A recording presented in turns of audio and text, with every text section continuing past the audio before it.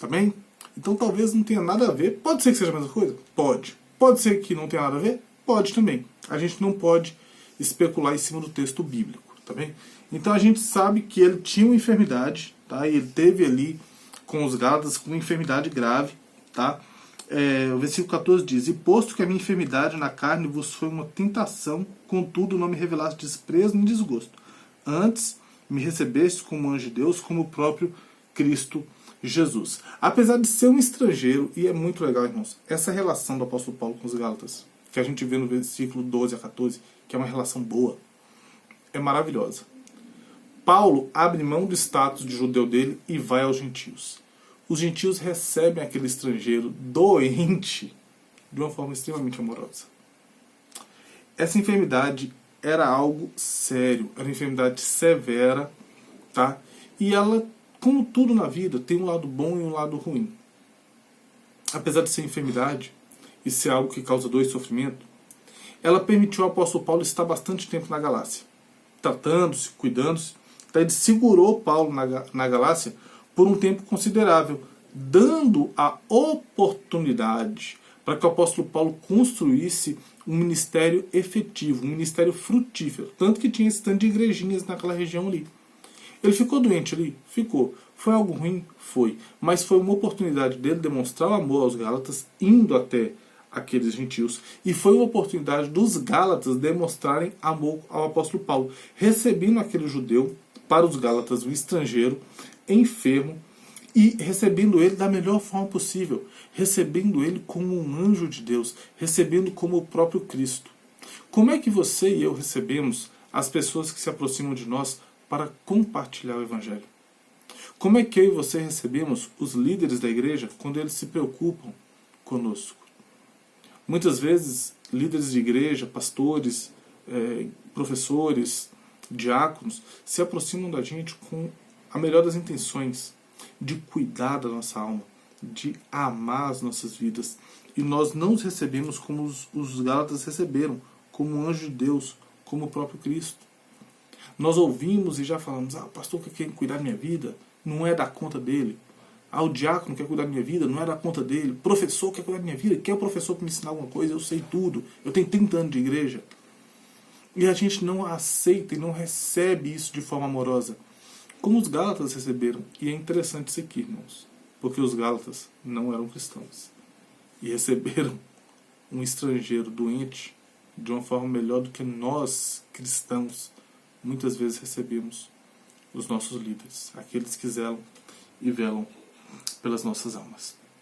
Então a primeira parte a gente vê uma estrutura muito bonita, o apóstolo Paulo amando, indo até eles, suplicando, né, falando que não teve problema, está tudo bem, não tem mágoa nenhuma, mostrando como é que os Gálatas foram amorosos, como é que eles receberam ele com carinho, receberam ele como se fosse o próprio Jesus. Muito bonito, muito lindo.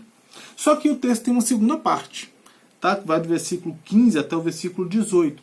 A segunda parte mostra a virada ocorrida na relação, com o rompimento da parte dos Gálatas para com Paulo.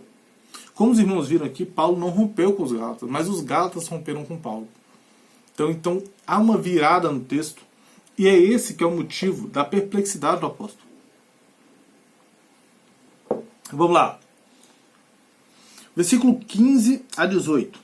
Que é feito, pois, da vossa exultação? Pois vos dou testemunho de que, se possível fora, teríeis arrancado os próprios olhos para nos dar. Essa parte nós não vamos trabalhar, porque já trabalhamos na parte anterior. Tornei-me, porventura, vosso inimigo, por vos dizer a verdade? Os que vos obsequiam não o fazem sinceramente, mas querem afastá-vos de mim, para que o vosso zelo seja em favor deles. É bom ser sempre zeloso pelo bem, e não apenas quando estou presente convosco. Tá? O que é feito da vossa exultação? Paulo está perplexo com a mudança de comportamento. Peraí, vocês se alegravam, vocês ficavam felizes em me receber, em receber meu ensino. O que aconteceu? O que aconteceu, Gálatas? Alguma coisa aconteceu no tempo que eu estive fora que mudou a postura de vocês para comigo. E o apóstolo Paulo faz essa pergunta retórica. Versículo 16. Tornei-me, porventura, vosso inimigo por vos dizer a verdade?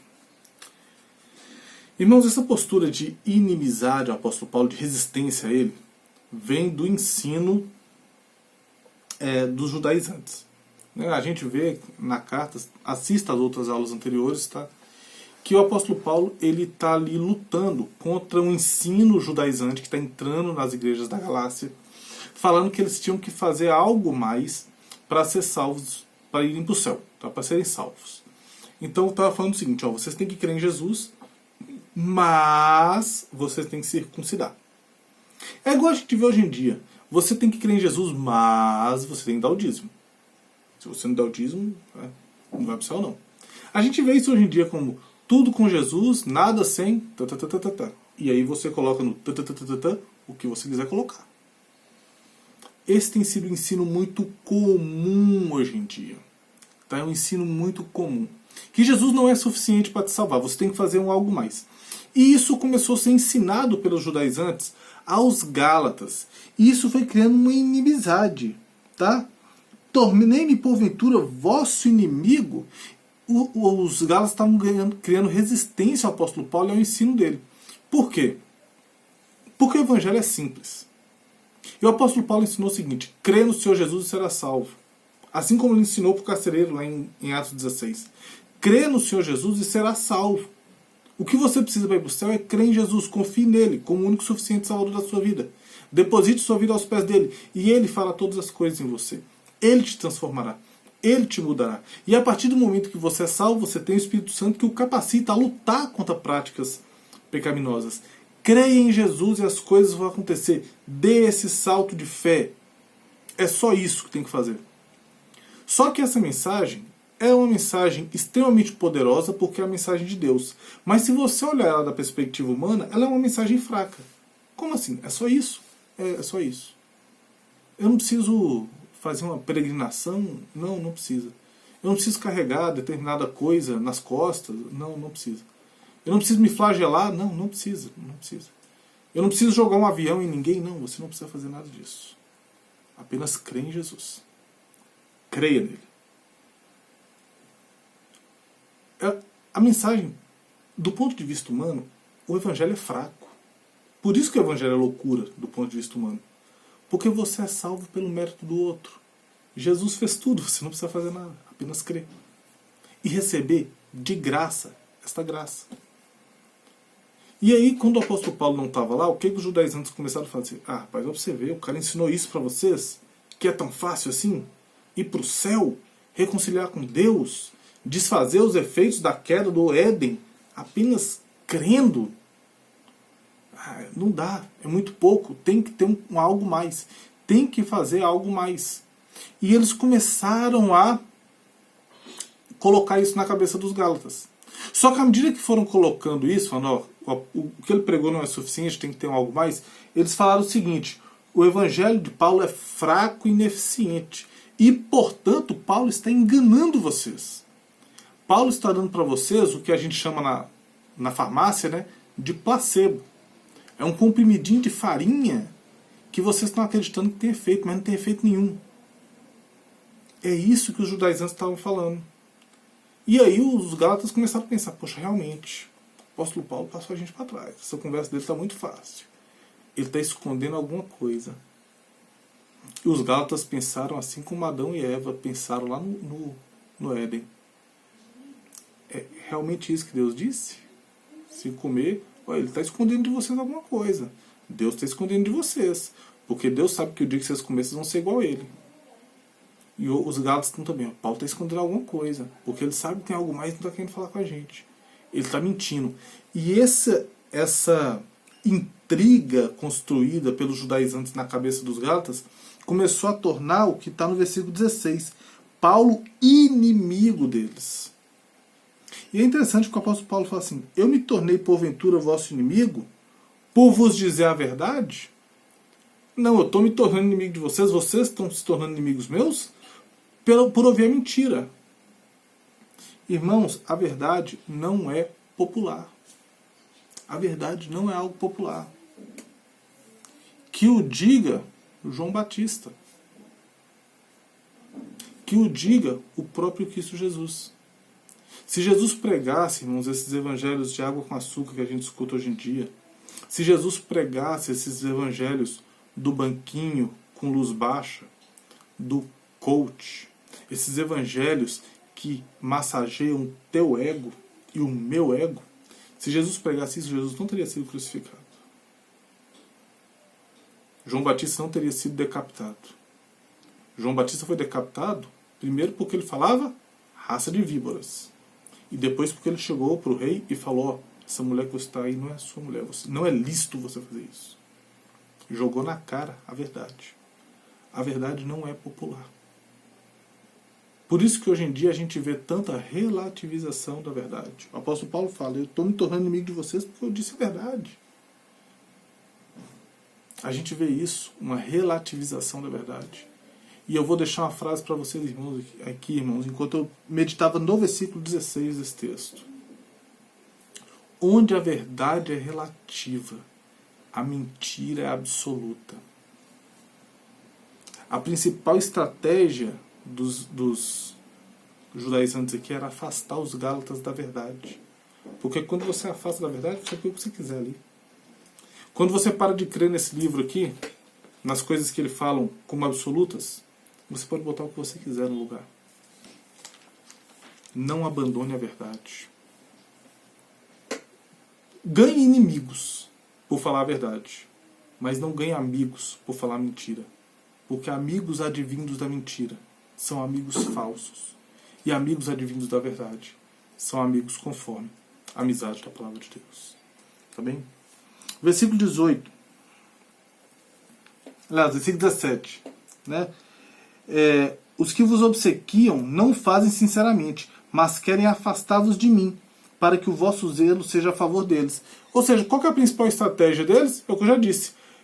Coloca a mensagem do apóstolo Paulo como fraca, afasta os gálatas emocionalmente, intelectualmente, afasta os gálatas da mensagem do apóstolo Paulo, e aí eles vão ter cuidado das coisas que eles estão falando.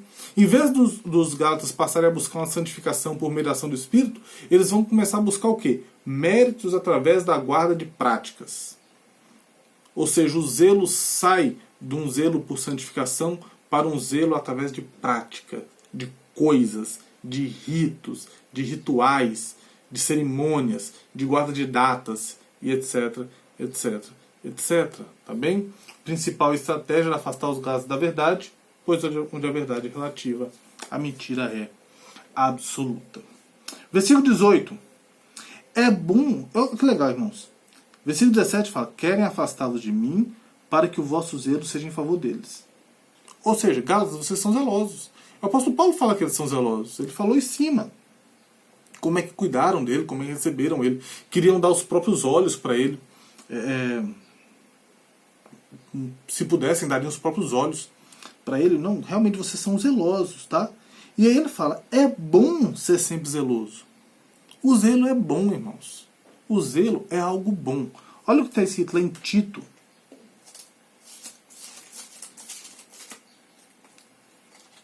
Tito, capítulo 2, versículos 13 a 15. Aguardando a bendita esperança e a manifestação da glória do nosso grande Deus e Salvador Jesus Cristo, o qual a si mesmo se deu por nós, a fim de remir-nos de toda iniquidade e purificar para si mesmo um povo exclusivamente seu, zeloso de boas obras. Diz essas coisas, exorta e repreende também com toda autoridade. Ninguém te despreze. Jesus morreu para remir um povo zeloso. O zelo é bom, o cuidado, né? Aquela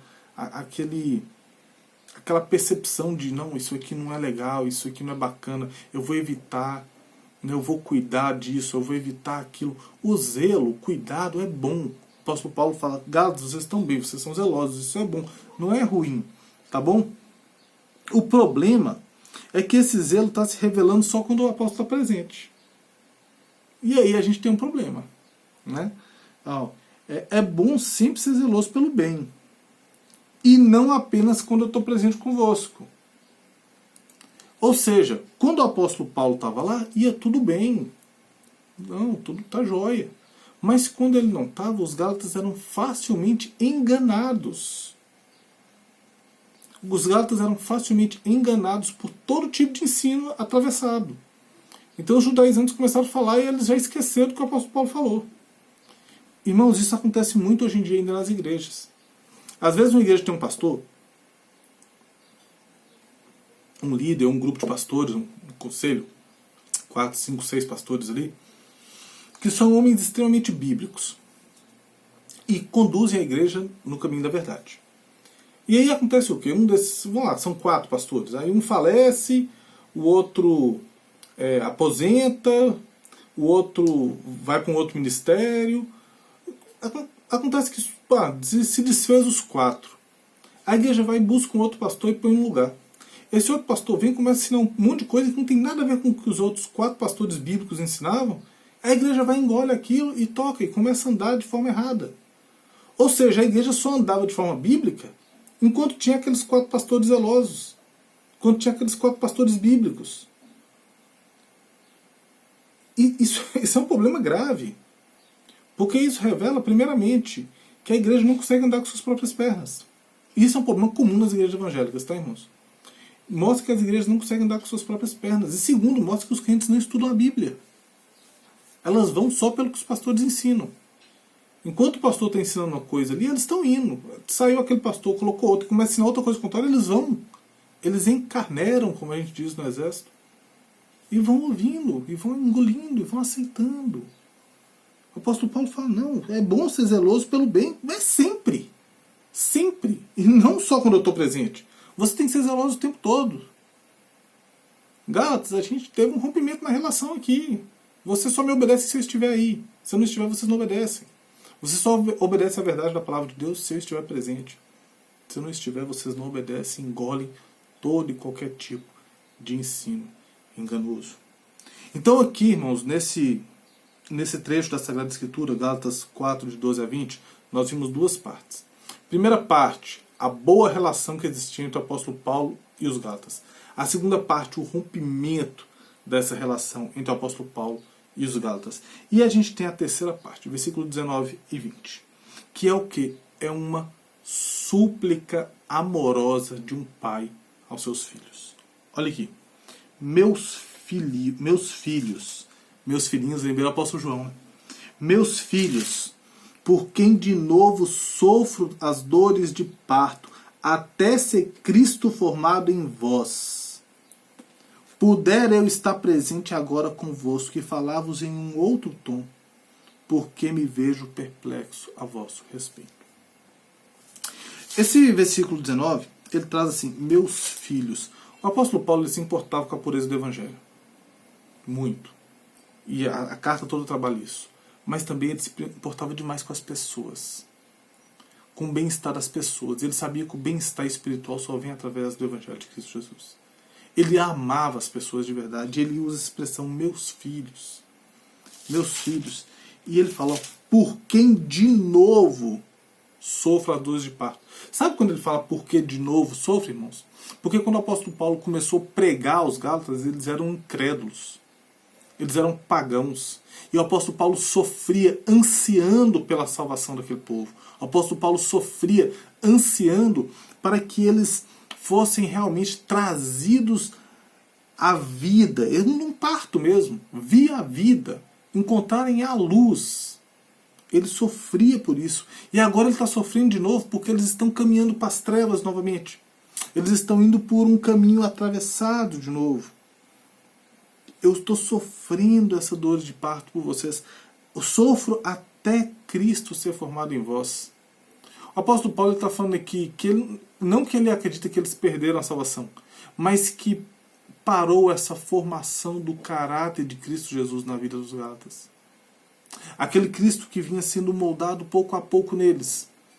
Aquele Cristo suficiente, aquele Cristo glorioso, aquele Cristo victor, aquele Cristo exaltado, aquele Cristo soberano. Aquele Cristo parou de ser formado e foi substituído por uma outra edificação, uma edificação ritualística. Ele fala, não, eu vou sofrer até que seja. Eu estou sofrendo agora dores de parto, como eu sofri quando vocês não eram crentes. Eu estou sofrendo agora porque vocês estão desviados. Era isso que o apóstolo Paulo estava querendo dizer a eles.